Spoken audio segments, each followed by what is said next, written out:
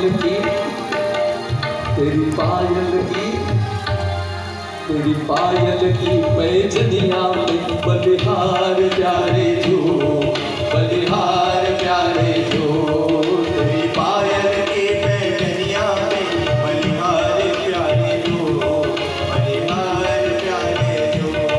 तेरी मंद मंद मुस्कनिया पे बलिहार प्यारे जो, मैं बलिहार प्यारे जो। तेरी मंद मंद मुस्कनिया पे बलिहार प्यारे जो, बलिहार प्यारे जो। तेरे संग में राधा प्यारी लगती है न्यारी न्यारी, तेरे संग में राधा प्यारी लगती है सबसे न्यारी। तेरे संग में राधा रानी लगती है सबसे न्यारी। तेरे संग में राधा प्यारी लगती है सबसे न्यारी। लगती है सबसे न्यारी, लगती है सबसे न्यारी। लगती है सबसे न्यारी। लगती है सबसे न्यारी। श्री युगल छवि में मैं तो बलिहार प्यारे जो, बलिहार प्यारे जो।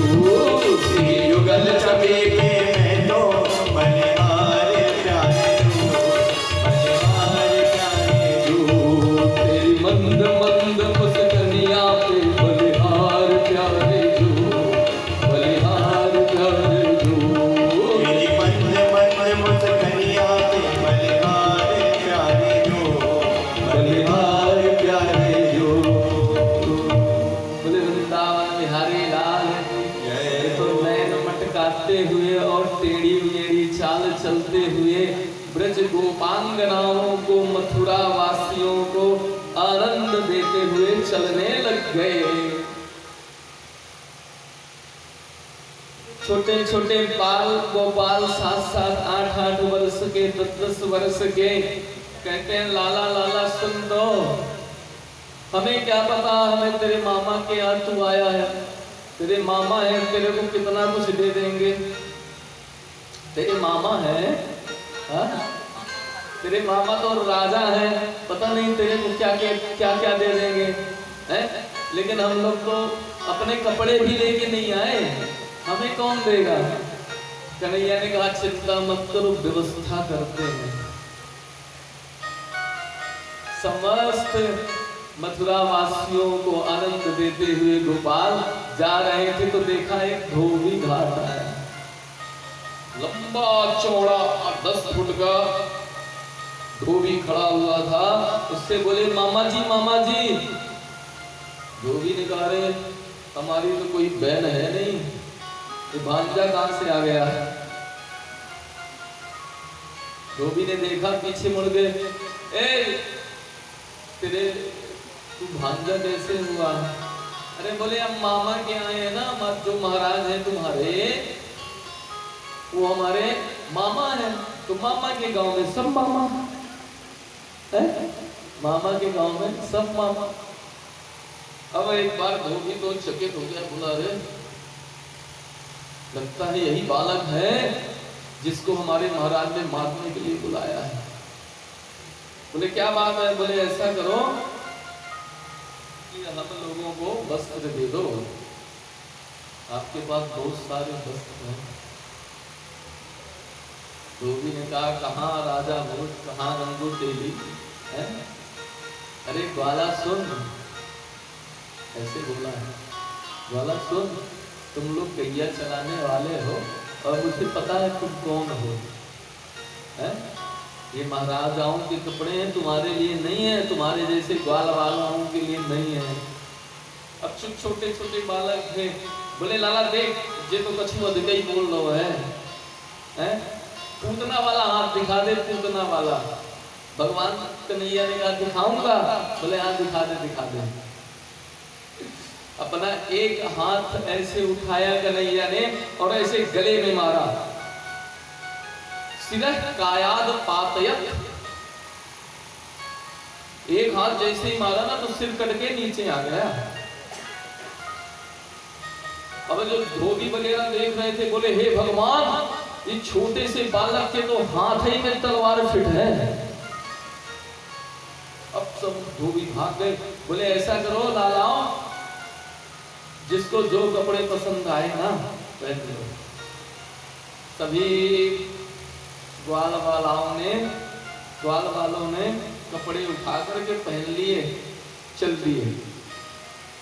जैसे आगे चले तो बोले लाला लाला, इतने प्यारे वस्त्र हैं कि ब्रजवासियों को ना सड़क पर झाड़ू भी नहीं लगानी पड़ेगी, हम लोग आराम से पूरी झाड़ू लगाते चल रहे हैं। बोले क्या? कन्हैया ने पीछे देखा, पूरे 2-3 4 फुट के बालक और वहां राक्षसों के कपड़े। एक ही में काम हो गया, दूसरा चाहिए नहीं।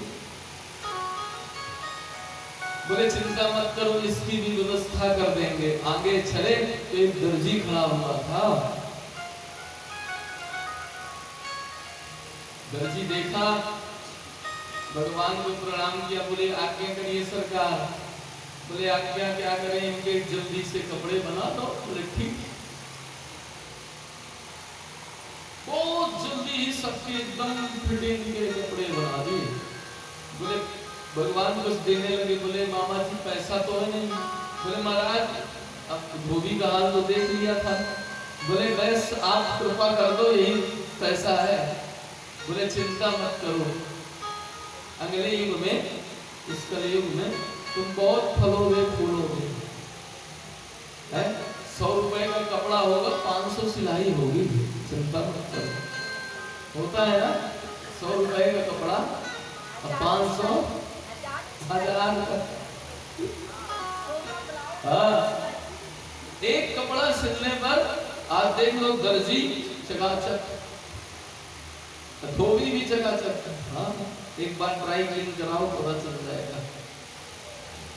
तो ये भगवान का आशीर्वाद था। बोले लाला अब कपड़े तो हो गए। अच्छा, ब्रजवासियों की एक आदत है, कपड़ा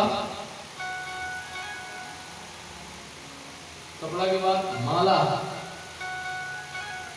चाहिए। माला के बाद खापर धोआ चंदन चाहिए पूरे। हम फिर लगते हैं ब्रजवासी। 3 चीज तो चाहिए। कपड़ा अच्छा वाला चाहिए, बिल्कुल हल्का नहीं चलेगा। ये अब तो महाराज जैसे आगे चले तो छोटे छोटे बालक बोले लाला लाला सुन, कपड़ा हो गया, बहुत अच्छा हो गया, अब माला चाहिए। बोले उसकी भी व्यवस्था हो जाएगी। आगे चले तो एक सुदामा नाम का माली था, उसने देखा ना तो एक माला पहना दी। ब्रजवासी बोले आहा लाला बड़ा आनंद आ रहा है। आगे थोड़ी सी और चले, बोले लाला बस एक कमी और रह गई। बोले क्या? बोले चंदन। कन्हैया बोले चिंता मत करो, वो भी हो जाएगा। एक 3 जगह से टेढ़ी, 3 जगह से टेढ़ी औरत जा रही थी। उसके हाथ में एक डलिया थी, उसमें बड़ा सुगंधित चंदन था, बहुत सुगंधित। भगवान ने देख लिया, ग्वाल वालों ने कहा लाला लाला सुन, ये जो जा रही है ना डोकरी, इसके पास चंदन है, व्यवस्था कर। अच्छा, भगवान बोले चिंता मत करो। भगवान गए उसके पास, बोले हे सुंदरी रुको। अब जैसे पहली बार उसको किसी ने सुंदरी कहा था, कुब्जा को 3 जगह से टेढ़ी, वो बेचारी पीछे देखने लग गई। पीछे देखी तो बड़े सुंदर कन्हैया खड़े। कन्हैया ने कहा हे देवी आप कौन हैं? दास्यस्महं सुंदरे कंस सम्मता, मैं कंस की दासी हूं। अच्छा, लेकिन अच्छा तो कहां जा रही हो? बोले कंस के पास। क्यों जा रही हो? बोले मेरे हाथ का जो चंदन घिसा हुआ है, हम तो कथा में एक चीज कह सकते हैं, भैया चंदन ना लकड़ी का घिस के लगाया करो, थोड़ा केसर वेसर, वो आजकल वो जो आता है ना पीला पीला, उसको हटाओ, वो केमिकल है। ठाकुर को लगाना है ना तो अपने हाथ से बढ़िया पत्थर में लकड़ी का चंदन घिसो, वो लगाओ, वो बहुत सुंदर चंदन होता है। ये जो लगाते हो ना, ये जो आजकल आता है, ये मत्थे के लिए भी है, खराब करेगा, और अंदर की नसों के लिए भी खराब करता है, केमिकल होता है इसमें। बढ़िया थापक हुआ चंदन लगाओ और घिस करके लगाओ, आनंद ही शीतल आएगा। तो चंदन भगवान ने कहा अच्छा तो ऐसा करो देवी, आज हम लोग को लगा दो, हमारे ब्रजवासी बालक हैं, इनको चंदन लगा दो। अब तो कुब्जा आज बहुत प्रसन्न हो गई और लिया और सबको चंदन लगा दिया, सबसे अंतिम में कन्हैया के चंदन लगाया। कन्हैया ने कहा इसको मैंने सुंदरी कहा है, इसको पुष्प तो देना पड़ेगा। कन्हैया उसके पास गए, अपने पैर के अंगूठे से उसके पैर का अंगूठा दबाया, अपने बाएं हाथ से उसके कमर में हाथ लगाई और उसका सीधा हाथ उसके ओष्ठों पर लगाया, ठोड़ी पर लगाया। बलराम जी ने कहा सुन लाला, ये वृंदावन ना है ना, कुछ गलती मत करना, कुछ गलती मत करना। बोले चिंता मत करो।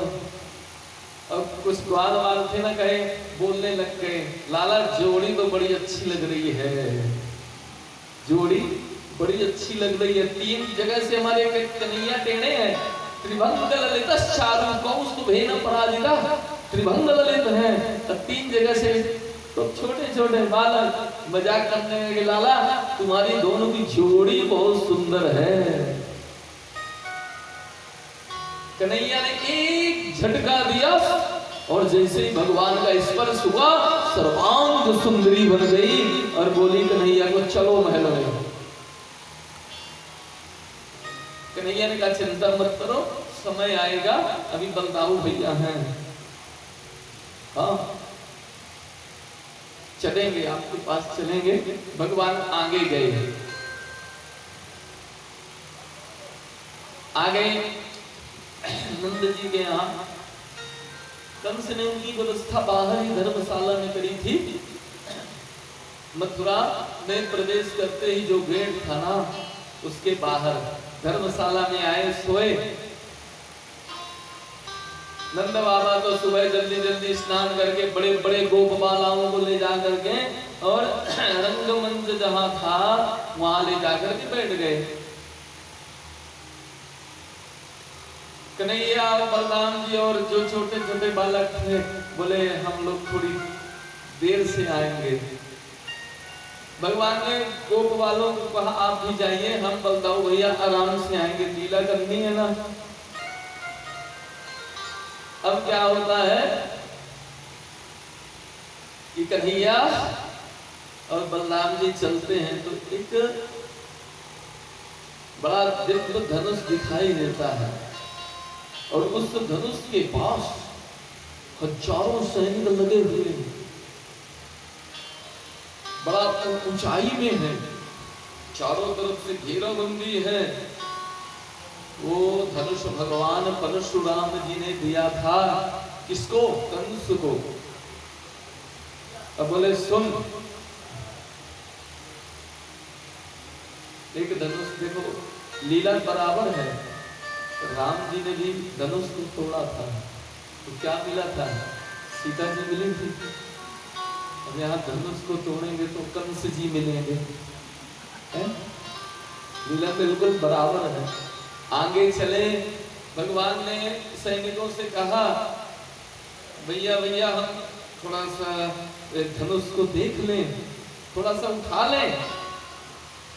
अब तो सैनिक हंसने लगे, बोले बताओ ये परशुराम जी का धनुष है, इसको कोई हिला नहीं पाता, ये छोटे छोटे बालक कहते हैं कि हम थोड़ा उठा के खेल लें। हंसने लगे। जाओ देख लो, उठा लो।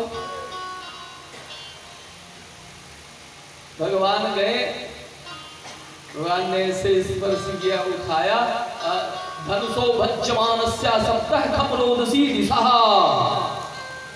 एक हाथ से पकड़ के भगवान ने धड़ाम से तोड़ा, पूरे दिगंतर कंपायमान होने लगे, पृथ्वी कंपायमान होने लगी, और धड़ाम से जो सिंहासन पर बैठा हुआ कंस था वो धड़ाम से नीचे गिरा।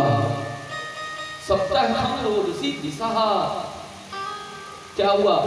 सप्तः, उस धनुष के शब्द से दिशाएं रोने लगी, दिशाएं कंपायमान होने लगी, भय का माहौल हो गया, और जो कंस सिंहासन पर बैठा था नीचे आ गया। कंस ने कहा ये क्या हुआ? एक सैनिक दौड़ा दौड़ा आया, बोले महाराज वो जो धनुष था परशुराम जी का, उस कन्हैया ने तोड़ दिया। कंस गुस्सा हुआ, अब तो पूरी आपातकाल सभा हो गई। महाराज मंत्री संतरी घंत्री आए, बोले चिंता मत करो। कंस ने कहा महाराज ये धनुष ही तो मेरी रक्षा कर रहा था। परशुराम जी ने कहा था जो इस धनुष को तोड़ेगा वो तुझको भी तोड़ देगा। ये वही धनुष है।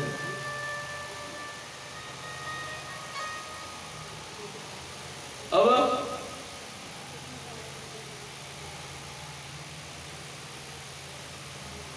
कंस के पास सल, तोसन, मुष्टिक, चारूर समस्त राक्षस आ गए। बोले आप चिंता मत करिए। इधर भगवान ने सब सैनिकों को मारा और रंगमंच की ओर प्रवेश करने लगे। मल्ला कैसी व्यवस्था है? द्वारपालों को पता था कि सब आ गए हैं, लेकिन जिनको मारना है वो नहीं आए। तो कृष्ण और बलराम को मारने के लिए एक कुबलया पीठ नाम का हाथी था, जिसके पास 10,000 हाथियों का बल था। ये हाथी किसका था? जरासंध का। हाथी जरासंध का था। जरासंध की जो 2 बेटियां थी, अस्ति और प्राप्ति, अस्ति और प्राप्ति जो 2 बेटियां थी, वो हाथी को पकड़ करके और बांध लेती थी। जब कोई नहीं उस हाथी को पकड़ पाता ना, तो जो बेटियां थी दोनों हाथी को पकड़ के बांध लेती थी। इतनी ताकत थी अस्ति और प्राप्ति में।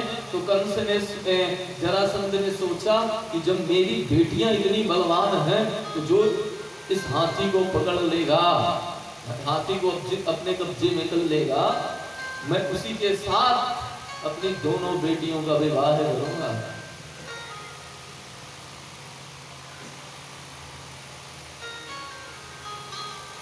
ये हाथी को छोड़ दिया जरासंध ने। आते आते मथुरा में आया। मथुरा में बड़ा उत्पात मचाने लग गया। जैसे ही कंस को पता चला, कंस आया और हाथी को पकड़ के बांध लिया। जरासंध के सैनिकों ने कहा महाराज मथुरा नगरी का कोई राजा कंस है, उसने आपके हाथी को पकड़ लिया है। जरासंध बड़ा खुश हुआ, आया और अपनी दोनों पुत्रियों का विवाह कर दिया। ये वही कुबलिया पीठ का हाथी दहेज ले दिया था, उसको आज मदिरा पिला करके, मदिरा पिला करके उसको उन्मत्त किया गया और दरवाजे पर खड़ा कर दिया गया। दरवाजे में खड़े हो गए। जैसे ही भगवान कन्हैया और बलराम जी आए, हाथी उनको कुचलने के लिए, मारने के लिए आगे बढ़ा। भगवान और बलराम जी थोड़ा सा किनारे हटे, लेकिन महावत जो बैठा हुआ था हाथी संचालन करने वाला, वो भगवान की ओर ले आया। भगवान ने कहा देखो पहले से तो हम छूते नहीं हैं, जो फिर आगे से कोई आया उसे हम छोड़ते नहीं हैं। भगवान ने एक दांत पकड़ा, एक बलराम जी ने पकड़ा, दांत उठा लिए, सूंड पकड़ के घुमाया, कहाँ फेंक दिया कहीं वर्णन नहीं। हाथी के दोनों हाथ दांत और एक बलराम जी लिए और एक कन्हैया जी। आए है, कितनी सुंदर शोभा है, कितनी सुंदर शोभा। मल्लानाम असनिर्णनाम नरवरः स्त्रीणाम नरो मूर्तिमान।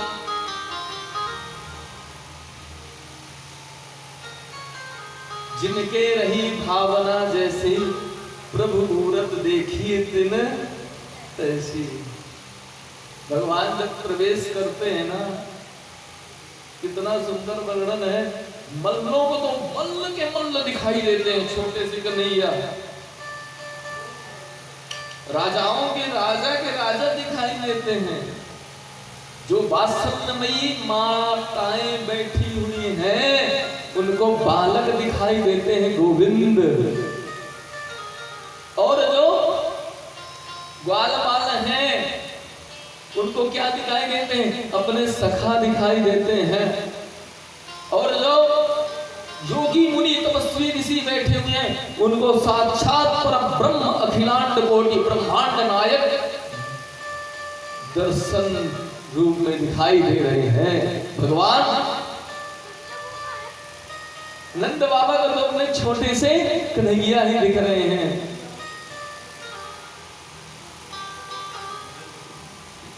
जो ब्रज स्त्रियां हैं, उनको वात्सल्य रूप में भगवान प्रेम रूप में दिख रहे हैं। कितना सुंदर वर्णन है। आगे चल के अब भगवान के लिए कहीं से रास्ता तो रहा नहीं, केवल रंगमंच, युद्ध के मौत मैदान में ही पहुंच गए। युद्ध के मैदान में पहुंचते ही संतोषक चाणूर मुष्टिक ने कहा, आओ आओ और हमसे युद्ध करो। भैया पूरी जनता हाहाकार करने लगी। बताओ, इन दुष्टों को ये नहीं समझ में आया कि ये इतने बड़े बड़े पहलवान हैं, एक छोटे से बालक से कह रहे हैं युद्ध करो। यही बात कन्हैया ने कही, भैया हम तो बालक हैं, हमसे गुल्ली डंडा खेलते बनता है, वो खेलना हो तो आ जाओ खेलते, गेंद का खेल खेलना है तो आ जाओ। युद्ध तो हमने कभी किए नहीं, युद्ध तो हमसे बिल्कुल बनता नहीं है। चालू क्या कहता है? न बालो न किशोरस्त्वं बलस्य बलिनाम बरहा लीले भूहतन्नेन सहस्रद्विपसत्कृत। चाणूर कहता है, अरे सुनो, तुम छलिया हो हम जानते हैं, न बालक हो न किशोर हो, तुम बलस्य बलिनाम बरहा, ताकतवर के भी तुम ताकतवर हो। और सहस्रद्विपसत्कृत, सहस्र राक्षसों को हमने भेजा है, लेकिन एक भी तुम्हारे वृंदावन से लौट के नहीं आया। हम जानते हैं तुम बहुत बड़े योद्धा हो, लेकिन आज हम भी तुम्हारा बल देखना चाहते हैं। युद्ध के लिए तैयार हो गए। कन्हैया ने कहा, देखो हमसे युद्ध करने बिल्कुल नहीं बनता है, नहीं तुमको युद्ध करना पड़ेगा। नंद बाबा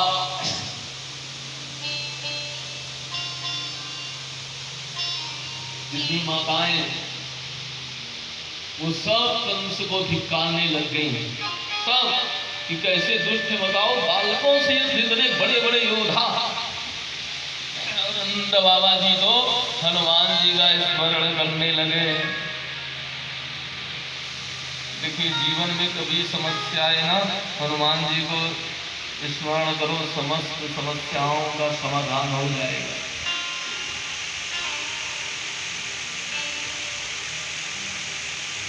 आइए एक चौपाई गुनगुनाते हैं, अगर ये चौपाई याद हो जाए तो बहुत अच्छा रहेगा।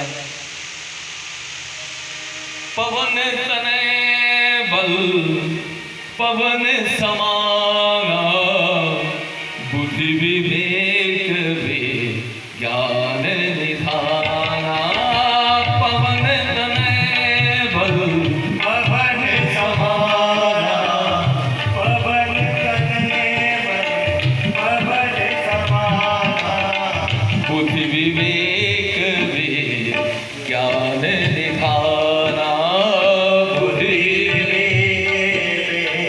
ज्ञान निधान ओ कवन सुकाज कठिन जग माही कवन सुकाज कठिन जग माही ओ कवन सुकाज कठिन जग माही